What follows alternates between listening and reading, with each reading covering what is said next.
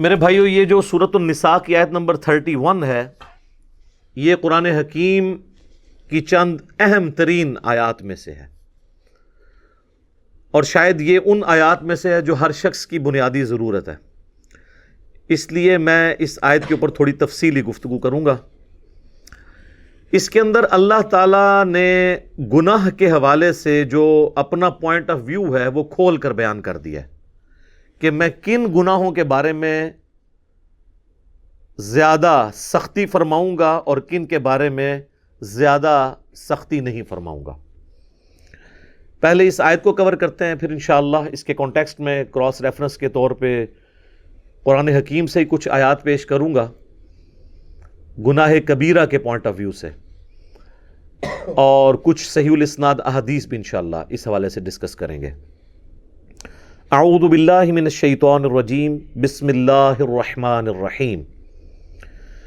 ان تجتنبوا کبائر ما تنہون عنہ، اگر تم ان بڑے بڑے گناہوں سے بچ جاؤ گے جن سے ہم نے تمہیں روکا ہے، نکفر عنکم سیئاتکم، تو باقی سارے گناہ ہم تمہارے ویسے ہی معاف کر دیں گے، محو کر دیں گے۔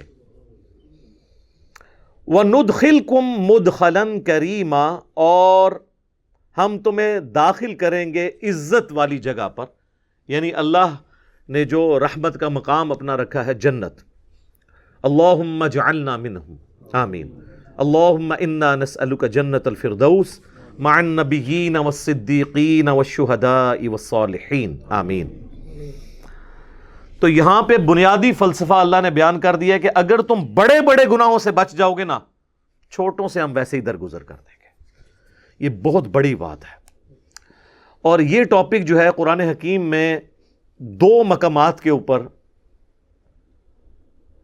جو ہے وہ اس انداز میں بیان ہوا ہے کہ جس سے پوری ڈاکٹرن کلیئر ہو جائے گی۔ ایک مقام یہ ہے، اور ایک پارہ نمبر 27 کے اندر سورۃ النجم کی آیت نمبر ہے 32۔ وہ آیت بھی میں ساتھ کور کر دیتا ہوں تاکہ آپ کو کراس ریفرنس کے طور پہ یہ پتہ چل جائے۔ الذین یجتنبون کبائر الاثم، وہ لوگ جو کہ بڑے بڑے گناہوں سے بچ جاتے ہیں، والفواحش، اور بے حیائی کے کاموں سے، الا اللمم، سوائے چھوٹی موٹی چیزیں جو ہو جاتی ہیں، یعنی اس کو اللہ نے خود ہی بینیفٹ دے دیا، چھوٹی موٹی چیزوں کو ہم درگزر کر دیں گے۔ یہ الا اللمم، چھوٹی موٹی چیزیں۔ ان ربک واسع المغفرہ، بے شک تیرا رب وسیع مغفرت والا ہے۔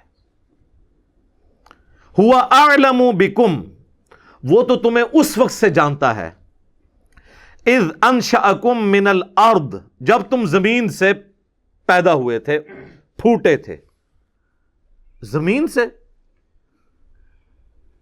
انسان کی جو خوراک ہے وہ زمین سے آتی ہے، اور اسی خوراک کا جوہر ہے جو اللہ تعالیٰ نے مرد و عورت کے تعلق کے ساتھ پیدائش کا ذریعہ بنایا ہے۔ اس لیے الٹیمیٹلی ہر انسان بھی زمین سے ہی ہوگا۔ یہ ہے اس کے اندر باریکی۔ وَإِذْ أَنْتُمْ أَجِنَّةٌ فِي بُطُونِ أُمَّهَاتِكُمْ، اور وہ اس وقت بھی تمہیں جانتا ہے جب تم ایک جنین کی شکل میں، ایک ایمبریو کی شکل میں رحم مادر میں تھے، ماں کے شکم میں تھے، وہ اس وقت سے تمہیں جانتا ہے۔ یعنی اللہ تعالیٰ سے کون سی انسان کی چیزیں چھپی رہ سکتی ہیں؟ فَلَا تُزَكُّوا أَنفُسَكُمْ، تو مت کہا کرو اپنے آپ کو کہ میں بڑا پرہیزگار اور نیک ہوں۔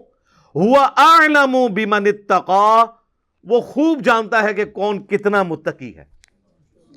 اللہ کہہ رہے زمین سے جب تم اگے تھے، سر یہ اللہ ہی ڈیٹا رکھ سکتا ہے کہ زمین سے جو گندم اگنی ہے، یہ گندم کس نے کھانی ہے، اور باقی چیزیں جو انسان استعمال کرتا ہے، اس سے پھر وہ جو قطرہ بننا ہے منی کا اور مرد و عورت کا جو ملاپ، پوری کی پوری چیزیں، یعنی بالکل جسے کہتے ہیں نا بنیاد تک اللہ تعالیٰ کے علم میں ہے۔ تو اللہ تعالیٰ کو کوئی اپنے نیکوکاری کا احسان نہیں جتا سکتا، اللہ کو پتہ ہے کون کتنا نیک ہے۔ تو اس میں بھی آیا الا اللمم، ہم جو باریک چیزیں ہیں نا اس میں نہیں پڑیں گے اگر موٹی موٹی چیزوں سے بچ لیا. لیکن اب وہ موٹی چیز میں ساتھ بے حیائی کو بھی ذکر کر دیا, یعنی بے حیائی اتنی موٹی تھی کہ اسے موٹی چیز میں سے بھی نکال کے الگ سے بیان کیا. ان تجتنبوا کبائر ما تنہون عنہ نکفر عنکم سیئاتکم وندخلکم مدخلا کریما. بڑے بڑے گناہوں سے بچو گے تو چھوٹے گناہوں سے ہم درگزر کر دیں گے اور تمہیں عزت کے مقام میں داخل کریں گے. یہاں پہ یہ فلسفہ بیان ہوا ہے کہ اللہ تعالیٰ کے لیے جو سینسٹیو ایریا ہے نا وہ بڑے بڑے گناہ ہیں.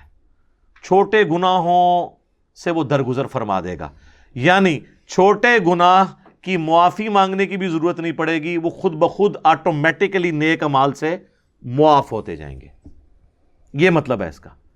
بڑے گناہ تو معافی مانگنے سے اور آئندہ اس گناہ کو نہ کرنے کا پکا عہد کرنے سے معاف ہوں گے, لیکن چھوٹے گناہ نیکیوں سے آٹومیٹکلی دھل جائیں گے. اس کانٹیکسٹ میں ایک آیت ہے جو اس فلسفے کو سپورٹ کرتی ہے, وہ ہے سورہ ہود کی آیت نمبر 114. وَأَقِمِ الصَّلَاةَ طَرَفَيِ النَّهَارِ وَزُلَفًا مِّنَ اللَّيْلِ, اور نماز کو قائم رکھو دن کے دونوں کناروں پر اور رات کے حصوں میں بھی. دن کے دونوں کناروں کے اوپر جو نماز ہے وہ اس کنارے پہ فجر ہے اور دوسرے کنارے پر ظہر اور عصر ہے, اور مغرب اور عشاء چونکہ غروب آفتاب کے بعد ہوتی ہے وہ رات کی نماز ہے. ان نمازوں کو مضبوطی سے پکڑ لو. ان الحسنات یذہبن السیئات, بے شک نیکیاں برائیوں کو مٹا دیتی ہیں. یعنی یہ نماز پڑھنا آٹومیٹکلی گناہوں کو معاف کر دے گا. ذالک ذکریٰ للذاکرین, یہ تو ہے نصیحت ان لوگوں کے لیے جو نصیحت حاصل کرنا چاہیں, یہ ان کے لیے ہے. تو اس آیت کے تحت یہ پتہ چل گیا کہ جو نیک اعمال ہیں وہ گناہوں کو دھونے کا سبب بن جاتے ہیں. یہ جو سورہ ہود کی آیت میں نے پڑھی نا, آیت نمبر 114 114, اس کانٹیکسٹ میں ایک حدیث بھی ہے بخاری اور مسلم دونوں کے اندر, بڑی حیران کن حدیث ہے. مسلم شریف میں ذرا ڈیٹیل سے ہے, بخاری میں بھی موجود ہے, کہ ایک صحابی اللہ کے محبوب صلی اللہ علیہ وآلہ وسلم کے پاس حاضر ہوتے ہیں اور کہتے ہیں یا رسول اللہ, آج مجھ سے ایک ایسا گناہ ہو گیا ہے, آپ مجھے پاک فرما دیں. آج میں نے مدینہ شریف کے کنارے پر, یعنی شہر سے باہر گاؤں ایریا میں, ایک عورت کو گلے لگا لیا, لیکن میں نے اس کے ساتھ کوئی اور تعلق قائم نہیں کیا, یعنی وہ جو انٹر کورس والا, باقی میں نے اس کے ساتھ اس طرح کا معاملہ کیا. تو اب میرے لیے کوئی معافی؟ تو نبی صلی اللہ علیہ وآلہ وسلم نے خاموشی اختیار کر لی. جب وہ جانے لگا تو نبی الاسلام نے اسے واپس بلایا. اسی وقت نبی الاسلام پہ یہ آیت نازل ہوئی سورہ ہود کی 114. آپ نے یہ آیت تلاوت کی کہ دن کے دونوں سروں پر اور رات کے اوقات میں نماز کو قائم رکھو, بے شک نیکیاں گناہوں کو مٹا دیتی ہیں, محو کر دیتی ہیں. تو نبی الاسلام نے کہا کہ نماز پڑھو, تمہارا یہ گناہ معاف ہو جائے گا. اچھا, بعض لوگ اس سے سمجھتے ہیں کہ کوئی اگر ڈیٹس مارتا رہے لڑکیوں کے ساتھ, نماز پڑھ لے تو آٹومیٹکلی معاف ہو جائے گی. نہیں, اس پہ بھی اجماع ہے پوری امت کے علماء کا, چاہے سنی ہو یا شیعہ, کہ کسی چھوٹے گناہ کو چھوٹا سمجھ کے تکرار کے ساتھ کرنا بھی گناہ کبیرہ ہے. یہ تو ایک کبھی کبھار ہو جائے نا, لیکن وہ یہ تو نہیں تھا کہ نبی الاسلام نے اسے یہ کہا کہ ہاں روزانہ گلے لگا لیا کرو, اس کے بعد پھر نماز پڑھ لیا کرو. ایسا نہیں ہے. یعنی کبھی کبھار کوئی نفس سے مغلوب ہوا تو اس کی نیکیاں گناہوں کو محو کر دیں گی. اسی کو سپورٹیو ایک اور حدیث ہے بخاری اور مسلم دونوں کے اندر. نبی صلی اللہ علیہ وآلہ وسلم نے فرمایا, بھلا بتاؤ تو اگر کسی شخص کے گھر کے آگے سے نہر گزرتی ہو اور وہ روزانہ اس میں 5 دفعہ غسل کرے تو اس کے جسم پہ کوئی میل باقی رہ جائے گا؟ صحابہ نے کہا نہیں یا رسول اللہ صلی اللہ علیہ وآلہ وسلم. تو آپ نے فرمایا کہ پھر 5 نمازوں کی مثال بھی ایسی ہی ہے کہ اس کے جسم سے گناہ سارے دھل جائیں گے. لیکن چھوٹے گناہ, بڑے گناہ نہیں معاف ہوں گے. بڑے گناہ صرف توبہ سے معاف ہوتے ہیں اور آئندہ گناہ نہ کرنے کا پکا عہد کرنا. چھوٹے گناہ آٹومیٹکلی نیکیوں سے معاف ہو جاتے ہیں اور بڑے گناہ جب معاف ہوتے ہیں وہ سورۃ الفرقان کی آیت نمبر 70 ہے، 70 نمبر، کہ اگر کوئی بڑے بڑے گناہوں سے توبہ کر لے، حتیٰ کہ اللہ نے اس بڑے گناہوں میں شرک کو ذکر کیا، قتل نہ حق کو ذکر کیا، زنا کو ذکر کیا، اور کہا کہ اگر کوئی ان سے بھی توبہ کر لے ہم اس کے گناہوں کو بھی نیکیوں سے بدل دیں گے. صرف معاف نہیں کریں گے، گناہوں کو نیکیوں سے بدل دیں گے. سبحان اللہ وبحمدہ سبحان اللہ العظیم. آمین. تو بڑے بڑے گناہوں سے اگر توبہ کر لی جائے تو وہ اتنی بڑی نیکیاں بن جائیں گی، لیکن وہ توبہ پاکستانی توبہ نہیں ہوگی، وہ پکی والی توبہ ہوگی. اور توبہ کا طریقہ اللہ تعالیٰ نے قرآن میں بتا دیا ہے کہ پاکستانی توبہ میں، یعنی جس کو میں کہتا ہوں کہ کتابوں کے خدا میں اور بابوں کے خدا میں کیا فرق ہے. سورۃ النحل کی آیت نمبر ہے 119، اس میں اللہ تعالیٰ نے اپنا کانسیپٹ بتا دیا توبہ کا. ثم ان ربک للذین عملوا السوء بجہالۃ، اس کے بعد تمہارا رب ان لوگوں کے حق میں جو جہالت میں گناہ کر بیٹھیں، ثم تابوا من بعد ذلک، اور پھر گناہ کے بعد فوراً توبہ کر لیں، وَأَصْلَحُوا، اور اپنی اصلاح کر لیں، یعنی بندے کے پتر بن جائیں، جو ہوا اس کے بعد پھر وہ ٹھیک بھی کریں اپنے آپ کو. ان ربک من بعدہا، اس کے بعد تیرا رب لغفور الرحیم، ضرور بخشنے والا مہربان ہے. کس کے بعد؟ جو توبہ کرے، رجوع لائے اللہ کی طرف اور اپنے آپ کو سدھار لے، پھر میں اس کو معاف کروں گا. خالی استغفار کی تسبیح پھیرنے سے معافی نہیں ہوگی. یہ ہے کنسپٹ قرآن کا. یہ پیرلل میں دو چیزیں نہیں چل سکتی، اللہ کے ساتھ بغاوت بھی اور خالی استغفار کی تسبیح پڑھنا. تو یہ کنسپٹ اللہ تعالیٰ نے توبہ کے حوالے سے کلیئر کر دیا. اب آ جائیں اس طرف جو میں نے کہا کہ کبیرہ کبیرہ گناہوں سے اگر بچ جائیں تو چھوٹے معاف ہو جائیں گے. اس کو سپورٹیو ایک اور حدیث ہے جو صحیح مسلم میں ہے، وہ ڈسائسو حدیث ہے. اس کے الفاظ ہیں، اگر بڑے بڑے گناہوں سے بچا جائے تو ایک نماز سے دوسری نماز، ایک جمعے سے دوسرا جمعہ، اور ایک رمضان سے دوسرا رمضان درمیان کے تمام گناہوں کا کفارہ بن جائے گا، اگر بڑے بڑے گناہوں سے بچا جائے. اب یہ نہیں ہے کہ ادھر سے ایک جمعہ پڑھا ادھر سے ایک جمعہ اور درمیان والے معاف، نہ، کیونکہ اس کے الفاظ ہیں اگر بڑے گناہوں سے بچا جائے. تو مجھے بتائیں نماز چھوڑنے سے بڑا گناہ کون سا ہو سکتا ہے؟ صحیح مسلم میں حدیث ہے، بندے کے کفر اور ایمان کے درمیان، شرک اور اسلام کے درمیان فرق نماز ہے. لہٰذا جو نماز چھوڑتا ہے تو ایک جمعے سے دوسرا جمعہ درمیان کے گناہوں کا اس کا کفارہ نہیں بنے گا. ایک رمضان سے دوسرا رمضان درمیان کے گناہوں کا کفارہ نہیں بنے گا. ایک نماز سے دوسری نماز درمیان کے گناہوں کا کفارہ نہیں پڑے گی کہ اگر کوئی کہے جی میں فجر پڑھ لوں اور ادھر سے عشاء پڑھ لوں درمیان والی معاف ہو جائے. نہیں. جامعہ ترمذی میں حدیث ہے، شقیق تابعی کہتے ہیں کہ صحابہ کرام نماز چھوڑنے والے کے علاوہ کسی کی تکفیر نہیں کرتے تھے. جو نماز نہیں پڑھتا تھا اس کو وہ کافر سمجھتے تھے. یہ پاکستان کے شناختی کارڈ میں بے نمازی مسلمان ہے، اللہ کے ہاں بے نمازی مسلمان نہیں ہے. جامعہ ترمذی میں حدیث ہے، جس نے جان بوجھ کے نماز چھوڑ دی اس نے کفر کیا. اور جان بوجھ کے چھوڑنے سے مراد یہ نہیں کہ بندہ کہ جی میں بڑا مصروف ہوں، نہیں. بخاری و مسلم دونوں میں حدیث ہے کہ اگر کوئی شخص بھول جائے یا سویا ہوا ہو تو جیسے ہی اسے یاد آئے یا وہ اٹھے تو نماز پڑھ لے. اور پھر نبی علیہ السلام نے وہ آیت تلاوت کی سورہ طٰہٰ کی، وَأَقِمِ الصَّلَاةَ لِذِكْرِي، اور میری یاد کے لیے نماز کو قائم رکھنا.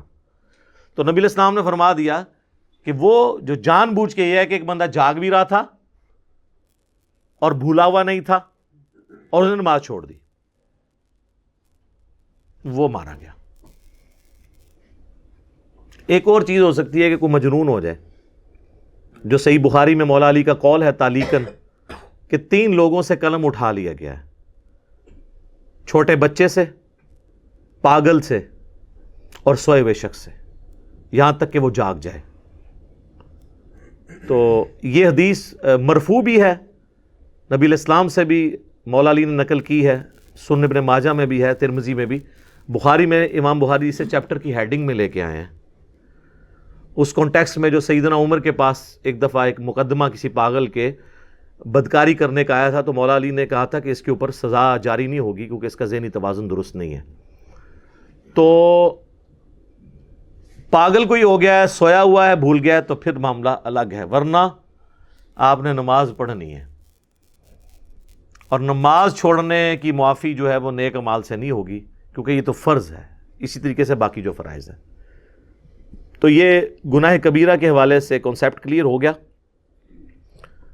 یہ کبیرہ اور صغیرہ کی بحثیں تو ساری علمی ہیں، ادروائز صحیح مسلم میں حدیث ہے، عبداللہ ابن مسعود کہتے ہیں نبی صلی اللہ علیہ وآلہ وسلم سے بھی انہوں نے مرفوع کیا اس حدیث کو کہ مؤمن کے لیے چھوٹا سا گناہ بھی ایسا ہے جیسا کہ اس کے سر پہ کسی نے پہاڑ رکھ دیا ہے، گویا اس پہ گرا چاہتا ہے، اور منافق کے لیے بڑے سے بڑا گناہ بھی ایسا ہے گویا ناک پہ مکھی بیٹھی تھی اس نے اڑا دی، تو وہ اس کو سینسٹیو ہی نہیں ہوگا اس معاملے میں، جس کو ہم پنجابی میں کہتے ہیں کہ عقل نہ ہوئے تے موجیں ہی موجاں، عقل ہوئے تے سوچیں ہی سوچاں۔ جس کو عقل نہیں ہے تو وہ موج ہی مارے گا نا، وہ تو کپڑے بھی اتار کے پھیرے گا تو وہ ریلیکس کرے گا، لیکن کوئی عقل مند آدمی تو اپنے کپڑے اتار کے نہیں پھیر سکتا، ہاں وہ بزرگ ہو تو وہ پھیر سکتا ہے، مجذوب، تو اس کا بھی وہ کہتے ہیں کہ جی انہاں تو قلم اٹھے ہے، تو سیدھی طرح کونا پاگل ہے، قلم اٹھے ہے،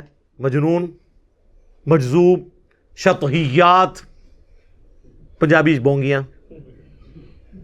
تو آپ دیکھ لیں کتنے ننگے پیر ہیں، ہمارے کتنے پرائم منسٹر ہیں جو وہ ان ننگے پیروں کے پاس جا کے بیٹھتے تھے اور جا کے ان سے تھاپڑے مرواتے تھے۔ ان سارے پیروں کو کہے نا پاکستان کا قرضہ اتار دیں نا، بجلی پوری کر دیں، پرائم منسٹر تو ظاہر ہے جڑی جماعتاں انہوں نے بننا ہے نا کسی نے، ٹھیک ہے نا۔ تو یہ ساری کہانیاں ہیں اور یہ سارے ان کے پاس پہنچے ہوتے ہیں، یہ ہماری یعنی قوم کی ایز اے قوم جہالت ہے۔ تو اللہ تعالیٰ نے گناہ کبیرہ کے حوالے سے بتا دیا۔ اب آخر میں اگر میں لسٹ کا ذکر کروں، یہ ایک تلخ چیز تھی جو میں نے اس آیت کے کانٹیکسٹ میں آخر میں رکھی ہے کہ یہ ہماری بدقسمتی کہہ لیں کہ اکثر گناہ جو ہمیں معلوم ہیں وہ سب کے سب کبیرہ گناہ ہی ہیں، ان میں کوئی گناہ چھوٹا گناہ نہیں ہے، ہم ان کو چھوٹا سمجھ رہے ہوتے ہیں۔ اگر آپ کو یہ سارے گناہوں کی لسٹ چاہیے نا تو بخاری مسلم کے حوالے سے مشکات المصابیح میں اگر آپ چلے جائیں نا تو مشکات کے شروع ہی میں پہلی جلد کے اندر آپ کو ایک چیپٹر ملے گا گناہ کبیرہ کا بیان، چونکہ یہ کمبائنڈ فارم میں نوٹس ہیں مشکات، میں اسی لیے بار بار ایمفسائز کرتا ہوں کہ مشکات ضرور لیں۔ مثلا پہلی حدیث اس چیپٹر میں وہ بخاری اور مسلم دونوں سے لے کے آئے ہیں کہ عبداللہ ابن مسعود رضی اللہ تعالیٰ عنہ کہتے ہیں کہ نبی علیہ السلام سے کسی نے عرض کیا کہ اللہ کے نزدیک سب سے بڑا گناہ کون سا ہے؟ تو آپ نے فرمایا کہ تم اللہ کا شریک بناؤ حالانکہ اس نے تمہیں پیدا کیا ہے، یعنی شرک سب سے بڑا گناہ۔ اس نے پوچھا اس کے بعد، فرمایا اس اندیشے سے بچے کو قتل کر دو کہ وہ تمہارے ساتھ کھائے گا، اولاد کو اس لیے سے، ایک فیملی پلاننگ ہے وہ الگ چیز ہے، اس کا جواز موجود ہے، اس پہ میری ویڈیوز ریکارڈ ہے۔ ایک یہ کہ پریگنینسی آئیڈینٹیفائی ہو گئی ہے اور آپ بچے کو قتل کر دیتے ہیں، یا بچوں سمیت خودکشی کر لیتے ہیں، جو پاکستان میں خبریں اکثر آتی رہتی میڈیا میں۔ اس نے عرض کیا اس کے بعد، تو فرمایا اپنی پڑوسی کی بیوی کے ساتھ بدکاری کرنا، بدکاری تو کسی کے ساتھ بھی کرنا برا ہے لیکن پڑوسی کا چونکہ حق ہے اس لیے اس کو ذکر کیا۔ پھر نبی صلی اللہ علیہ وآلہ وسلم نے سورۃ الفرقان کی آیت تلاوت کی، والذین لا يدعون مع اللہ الہا آخر ولا يقتلون النفس التي حرم اللہ الا بالحق ولا يزنون، جو میں نے شروع میں بھی حدیث کا ذکر کیا تھا کہ حدیث میں 3 بڑے گناہ بیان ہوئے۔ اگلی حدیث امام بخاری لے کے آئے ہیں جو مشکات والے امام نے نقل کی ہے کہ نبی علیہ السلام نے فرمایا اللہ کے ساتھ شریک بنانا، والدین کی نافرمانی کرنا، کسی کو ناحق قتل کرنا اور جھوٹی قسم اٹھانا کبیرہ گناہ ہے۔ دیکھ لیں یہ بھی کبیرہ ہے۔ اس سے اگلی حدیث بخاری اور مسلم دونوں میں ہے کہ جھوٹی قسم کی بجائے جھوٹی گواہی کا ذکر ہے اس حدیث کے اندر، کہ جھوٹی گواہی دینا بھی گناہ کبیرہ ہے۔ اس سے اگلی حدیث بھی بخاری اور مسلم دونوں میں ہے، نبی علیہ السلام نے فرمایا 7 چیزوں سے بچو۔ پوچھا کہ کون سی؟ فرمایا اللہ کے ساتھ شرک کرنا، جادو کرنا، قتل کرنا، سود کھانا، یتیم کا مال کھانا، میدان جنگ سے پیٹ پھیر کر فرار ہونا، اور پاک دامن عورتوں پر تہمت لگانا۔ یہ 7 بھی جناب کبیرہ گناہ ہے۔ میں نے کہا تھا یہ بدقسمتی ہے کہ جتنے گناہ ہمیں نون ہے نا وہ سارے کبیر ہیں۔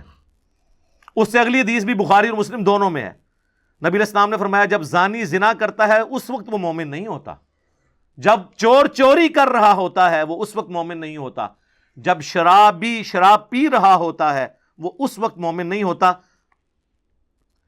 اور جب وہ یہ کام کر چکتا ہے تو یعنی ایمان اس میں سے نکل جاتا ہے، اس کے بعد اس کے اندر ایمان دوبارہ لوٹتا ہے، اور خیانت کرنے والا خائن اس وقت مومن نہیں ہوتا۔ اور پھر آخر میں الفاظ ہیں پس تم بچ جاؤ، پس تم بچ جاؤ، 2 دفعہ نبی علیہ السلام نے فرمایا۔ تو آگے بخاری مسلم دونوں میں حدیث ہے منافق کی 3 نشانیاں ہیں، جب بات کرے تو جھوٹ بولے، وعدہ کرے تو خلاف ورزی کرے، اور جب امانت رکھی جائے خیانت کرے۔ لو جی پوری قوم کے اوپر فٹ ہو رہی ہے۔ اور مسلم میں تو آگے الفاظ ہیں اگرچہ وہ روزہ رکھے، نماز پڑھے اور مسلمان ہونے کا دعویٰ بھی کرے تب بھی وہ منافق ہے، یعنی عملاً منافق ہے، اعتقاداً نہیں، اعتقاداً تو مسلمان ہے لیکن عملاً منافق ہے۔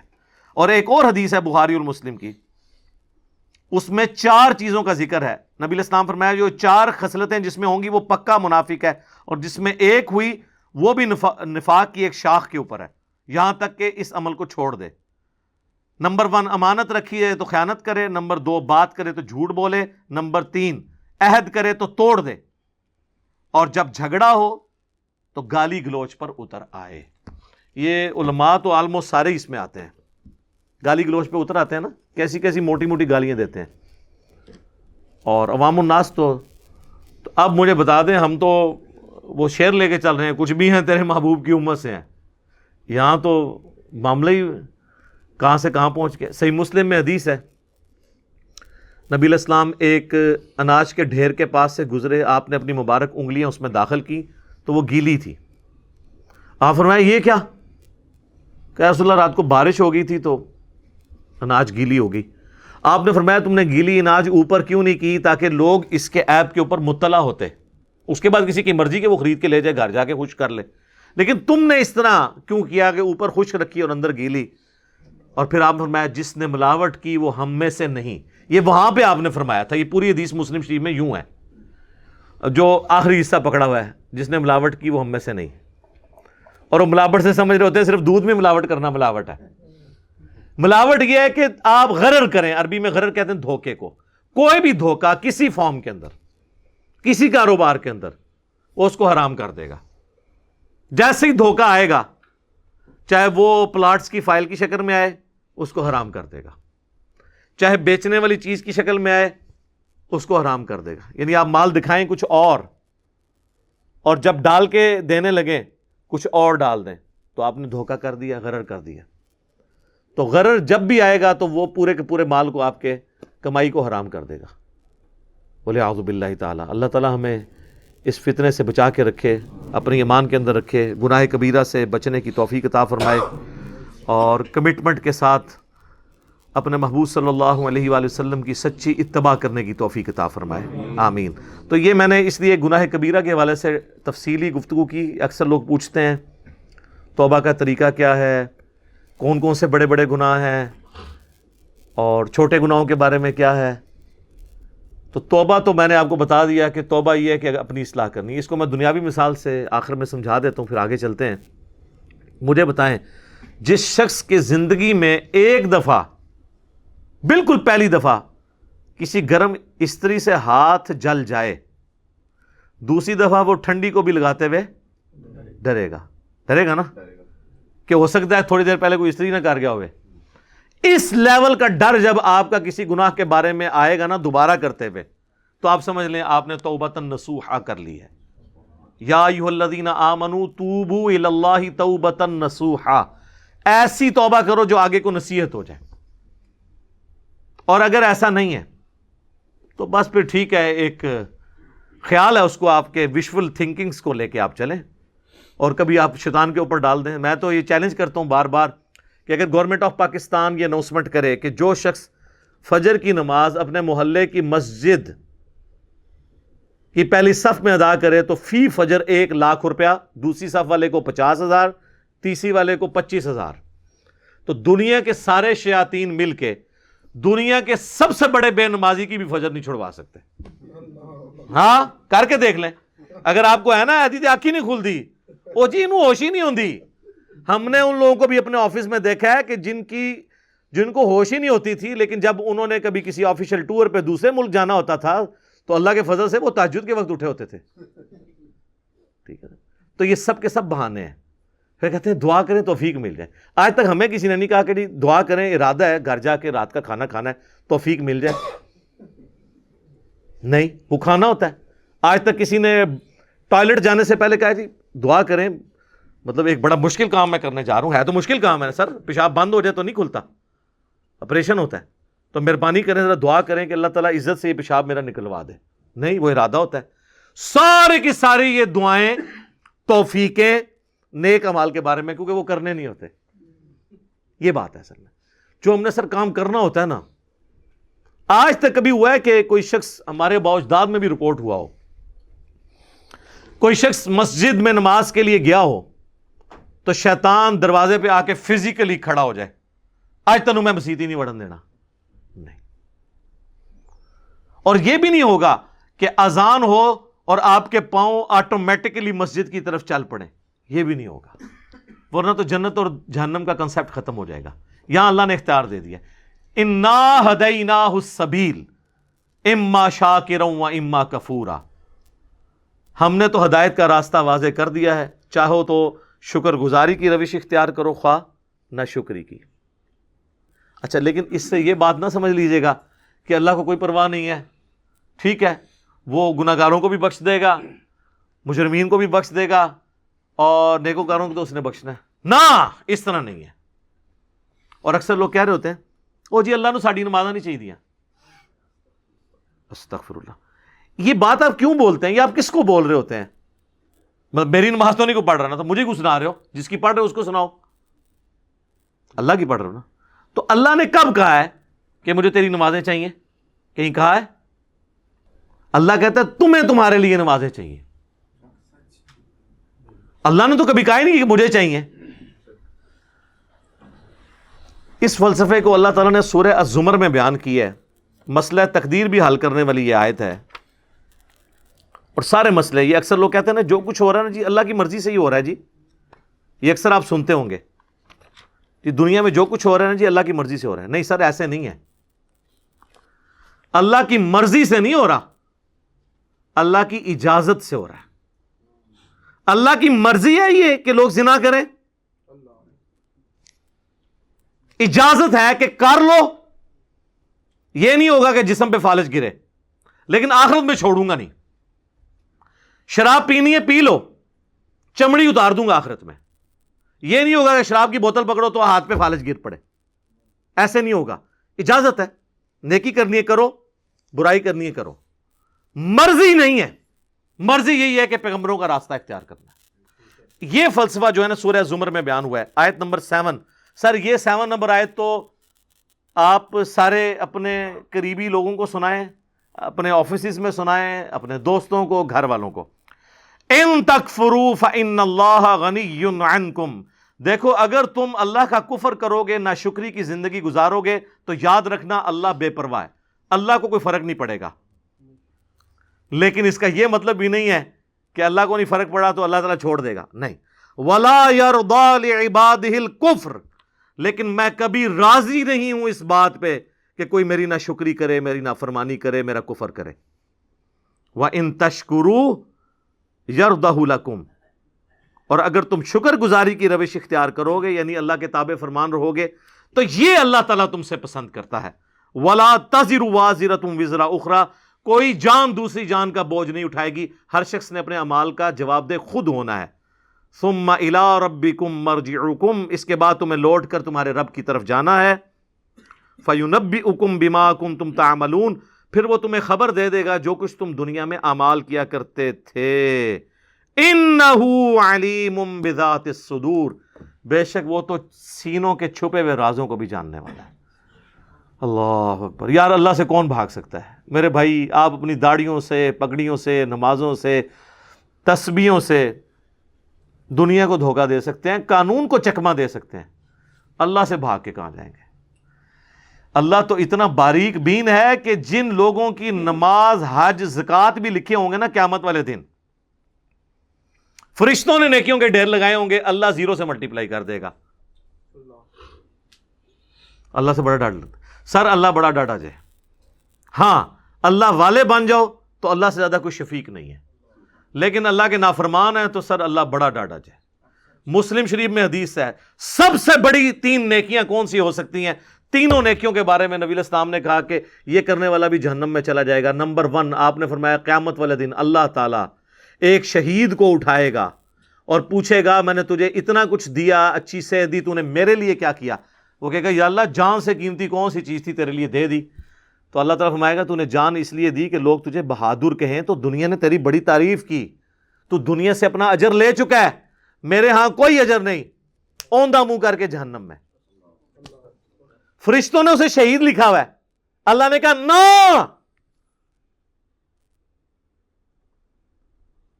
آپ اپنی نیکیوں سے فرشتوں کو بھی دھوکہ دے سکتے ہیں. فرشتے تو ظاہری مال کو لکھیں گے، ہاں جی یہ ہے. تو یہ حساب کتاب تو بس اس خانہ پوری ہے، اصل میں تو اللہ تعالیٰ خود حساب کرنے والا ہے. اللہم حاسبنی حسابا یسیرا، آمین. پھر اللہ تعالیٰ ایک سخی کو بلائے گا کہ اتنا مال دیا تھا تو نے کیا کیا؟ وہ کہے گا یا اللہ جو بھی مجھے جگہ ملتی تھی نا کہ یہاں پہ تو نے خرچ کرنے کا کہا ہے، میں نے کوئی جگہ نہیں چھوڑی کہ وہاں پہ خرچ نہ کیا ہو. اللہ تعالیٰ فرمائے گا تو نے اس لیے خرچ کیا کہ لوگ تیری تعریف کریں کہ یہ بڑا سخی ہے، تو دنیا میں تیری بڑی تعریف ہوتی تھی، میرے ہاں تیرے لیے کوئی اجر نہیں ہے، اوندھا منہ کر کے جہنم میں. پھر قرآن کے قاری کو بلایا جائے گا، اللہ تعالیٰ کہے گا میں نے تجھے قرآن دیا تھا، تو نے میرے لیے کیا کیا؟ کہے گا یا اللہ میں نے اتنے لوگوں کو قرآن سکھایا، قرآن کی تعلیم دی. اللہ نے فرمایا یہ اس لیے کہ لوگ تجھے قاری کہیں، تو دنیا میں تیری بڑی تعریف ہوئی، تیرے نام سے پہلے بھی 8 دمیں ہوتی تھی، بعد میں بھی 10 دمیں لگتی تھی، یہ میں اس کی تشریح کر رہا ہوں. پھر لوگ کہتے ہیں نہیں دیسی تو لکھے ہی نہیں سی ہوا، دیسی اتنا کوئی نہیں لکھا ہوتا، وہ آپ کڑنا ہوتا ہے بچوں، کیونکہ قرآن پرانا نہیں ہوتا. قرآن اگر نبی علیہ السلام کے زمانے میں بات ہو رہی ہے نا سورۃ الانفال میں کہ اپنے جو گھوڑے ہیں وہ جہاد کے لیے تیار رکھو، تو آج گھوڑوں کو ہم میزائل میں اور ایئر کرافٹس کی فارم میں اس کو ترجمے اور تشریح میں بیان کریں گے، ہمیں یہ کوئی گلا نہیں کرے گا یہ قرآن میں گھوڑے لکھیا سی تسی یہ کیوں بیان کیتا ہے. تو تسی کھوتے نہ بنو، اپنی عقل بھی استعمال کرو، وہ تو ڈاکٹرن ہوتی ہے. اللہ تعالیٰ اس کو اوندھا منہ کر کے جہنم میں پھینکے گا. سر ان 3 بڑی نیکیوں سے بڑی کو نیکی کسی کو پتا تو مجھے بتا دے. شہادت سے بڑی کوئی نیکی نہیں ہے. سب سے قیمتی چیز اللہ کو دے دینا، جان. اللہ کی راہ میں مال لوٹانا، قرآن میں نماز کے ساتھ آلموسٹ ہر جگہ انفاق فی سبیل اللہ کا حکم آیا. اور تیسرا قرآن کی تعلیم، وہ تو سر بخاری میں حدیث ہے تم میں سب سے بہتر وہ جو قرآن سیکھے اور سکھائے. ان 3 نیکیوں سے بڑی کو نیکی پاسبل نہیں ہے، لیکن 0 سے ملٹیپلائی، کیونکہ اللہ کے لیے نہیں کی. مسند احمد میں حدیث ہے جس نے دکھلاوے کے لیے روزہ رکھا اس نے شرک کیا، جس نے دکھلاوے کے لیے نماز پڑھی اس نے شرک کیا، اور جس نے دکھلاوے کے لیے صدقہ کیا اس نے شرک کیا. کی نیکی ہو گیا شرک. یہ کیا بات ہوئی؟ نماز کیسے شرک ہو گئی؟ نماز تو اللہ کی ہوتی ہے، پڑھی بھی اللہ کے لیے لیکن دکھانے کے لیے کسی کو. ہمارے ایک ایکس پریزیڈنٹ تھے نا، مجھے ان کی پالیسی سے تو بہت اختلاف ہے، جنرل ضیاء الحق، لیکن ایک مذہبی آدمی تھے. ان کی وجہ سے ہماری فوج کے اندر کافی ریفارمز آئیں، اور یہ بہت بڑا احسان ہے ان کا پاکستانی فوج کے اوپر، ورنہ ان سے پہلے کی فوج اور آج کی فوج میں بڑا فرق ہے. اب آپ کو مذہب کا رنگ غالب نظر آئے گا ہماری فوج کے اندر، اور جب فوج سے لوگ ریٹائر ہوتے ہیں تو میں تو سب سے زیادہ باقی اداروں کی نسبت ان لوگوں کو دیکھا ہے کہ پریکٹسنگ مسلمان ہیں، کیونکہ موت کو بڑا قریب سے دیکھ لیتے ہیں نا، تو بڑے بڑے لوگوں کی عقل ٹھکانے ہو جاتی ہے جب اپنے ساتھ آپ شہداء کی لاشیں اٹھاتے ہیں بارڈرز کے اوپر. تو بس انسان کو نظر آتی ہے یار کل تو یہ میرے ساتھ روٹی کھا رہا تھا، آج میں اس کے جسم کے لوتھڑے سمیٹ رہا ہوں. تو سر بڑے بڑے لوگوں کا قبلہ درست ہو جاتا ہے. تو جنرل ضیاء الحق صاحب چونکہ نمازی تھے بڑے پکے، تو ان کے ساتھ جو لوگ ہیں نا، انہوں نے مجھے بتایا کہ جب وہ نماز کے جاتے تھے لوگ بغیر وضو بھی ساتھ پیچھے کھڑے ہو جاتے تھے، کیونکہ وہ نماز پڑھنے کا تو موڈ نہیں ہوتا تھا، اور وضو تو ایک تردد ہے نا، اور وضو کسی کا چیک تو نہیں ہو سکتا سونگ کہ اس کا وضو ہے یا نہیں ہے، تو وہ اس پر ٹوٹل پورے. جس طرح ہمارے یہاں پہ کئی پولیٹیکل لیڈرز کے لوگ جنازے پڑھنے کے لیے صحافی بھی آئے ہوتے ہیں، اگر آپ ان سے نماز سنیں، نماز بھی نہیں آتی اور جنازہ پڑھنے کے لیے آئے ہوتے ہیں، ادھر سوٹیں لگا رہے ہوتے ہیں، ادھر میسیج دیکھ رہے ہوتے ہیں، ساتھ ہی جنازے کی اناؤنسمنٹ ہوئی، جنازہ پڑھا، نہ ان کو دعا آتی نہ وضو کیا ہوتا ہے، الا ماشاء اللہ. یعنی یہ نا آپ کہ میں ساروں کے لیے بات کر رہا ہوں. تو وہ ساری اس طرح کی جو نمازیں پڑھ رہے ہوتے ہیں وہ تو دکھلاوے کی ہو رہی ہوتی ہے نا، اللہ کے لیے تو ہو نہیں رہی ہوتی ہیں. تو استغفر اللہ الذی لا الہ الا ہو الحی القیوم واتوب الیہ من کل ذنب واتوب الیہ. آمین ثم آمین. اللہ تعالیٰ سے دعا ہے جو حق بات میں نے کہی اللہ تعالیٰ ہمارے دلوں میں راسخ فرمائے. اگر جذبات میں میرے منہ سے کوئی غلط بات نکل گئی تو اللہ تعالیٰ ہمارے دلوں سے ہی اسے محو کر دے، دھو دے، ہمیں معاف بھی فرما دے، ہمیں کتاب و سنت کی تعلیمات پر عمل کر کے دوسرے بھائیوں تک پہنچانے کی توفیق عطا فرمائے. سبحانک اللہم وبحمدک اشہد ان لا الہ الا انت استغفرک واتوب الیک وما علینا الا البلاغ المبین. جزاکم اللہ خیرا.